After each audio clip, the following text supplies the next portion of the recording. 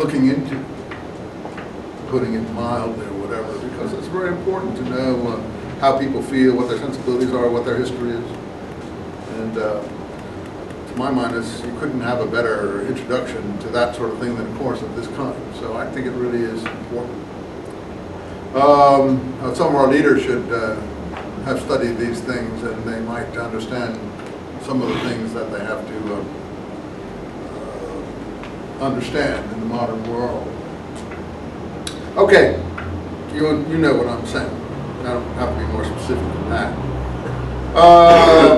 Just what the transliteration signs would be a help. They pronounce the words correctly then. That's a real start if they can pronounce the words correctly then. Okay, so the Kaaba, according to academics anyway, maybe not the believers, was originally a pagan shrine. And it was this kind of shrine. There was a black stone there. And so in some sense, whether modern Muslims or pre-Islamic peoples worship the black stone is an open question. Obviously a modern Muslim wouldn't say that he was worshiping the black stone. But they do go around the black stone, which is still there. And I think anyone, believer or not, would be hard-pressed to tell you why they're going around the black stone. Because it's a survival from pre-Islamic days. It's a survival from the pilgrimage that took place to this ancient shrine. How old it is, I don't think anyone knows. The Muslims will say, and the Quran will assert, that it was put down by Abraham and Ishmael. And that's how old they would say it is. Maybe the structure. But where did they get the stone from? I don't think anyone thinks Abraham and Ishmael put the stone down. And that question, I don't think anyone, maybe there's someone in this room who can answer it better than me, but I'm willing to hear it. But I've never heard an answer, to my mind, that was sufficient to explain it to a modern mind, except that it's a survival from pre-Islamic time, from the Jahiliyyah, and the pilgrimage associated with it has been absorbed, just like Christianity does. Can you name any practices in Christianity that have been absorbed from the pre-Christian past? Well, just about everything. Like, for instance, tasting the body and blood of Christ Jesus. This is a mystery cult religions phenomenon that you had in Isis, Osiris, Mithra, and all those sorts of religions. Christmas trees, reindeers, Easter eggs, you name it. They're all pagan symbols that have been absorbed, given a new meaning. Fish. Fish was the anima of the living ocean and so on, and the pre-Islamic and the pre-Christian fish. It doesn't mean they're the same world. It's an animistic symbol.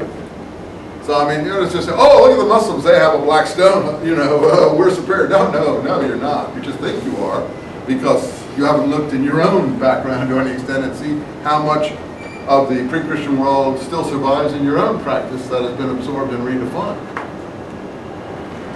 I mean, you can't tell me why tasting blood of somebody is going to do anything for you.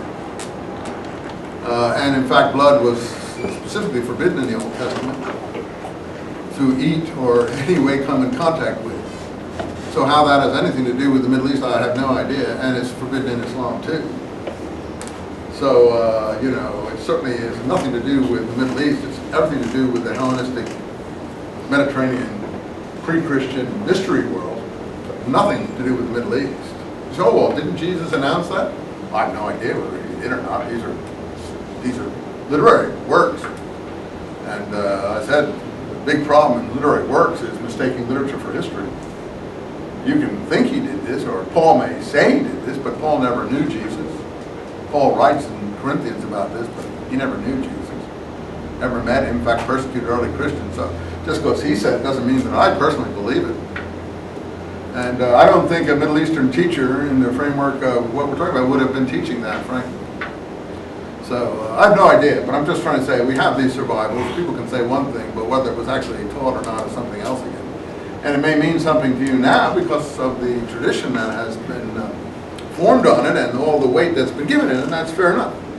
So the Kaaba too, there's a black stone there, but what was the black stone originally? By the way, have you ever seen pictures of the Kaaba and the stone? Anyone ever seen the stone close up? Well, you know, it's tied together with ropes. I mean, I've never been there, but I know this much about it, and from descriptions I've read and from pictures that I've sort of partially seen it because it's inside a structure behind usually a veil of some kind. People do, I think, try to kiss it through the holes that are in the shrine area. Again, I haven't been there, so I can't affirm that. But and there's huge crowds that go there on the pilgrimage time, so they're just like, I don't know if you've seen pictures of the Kaaba at Mecca and the huge throngs of people that circumambulate, go around the Kaaba, which is part of the pilgrimage process. You'd have to explain to me why people go around it 7 times. See, that's a pagan number. It's in the Old Testament. It's always in the Old Testament. 7 times 7 for Cain.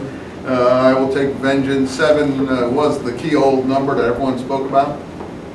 This is pre-Jewish, pre-Hebraic, pre-Christian, pre-Islamic past. Why 7, by the way? Why was that so?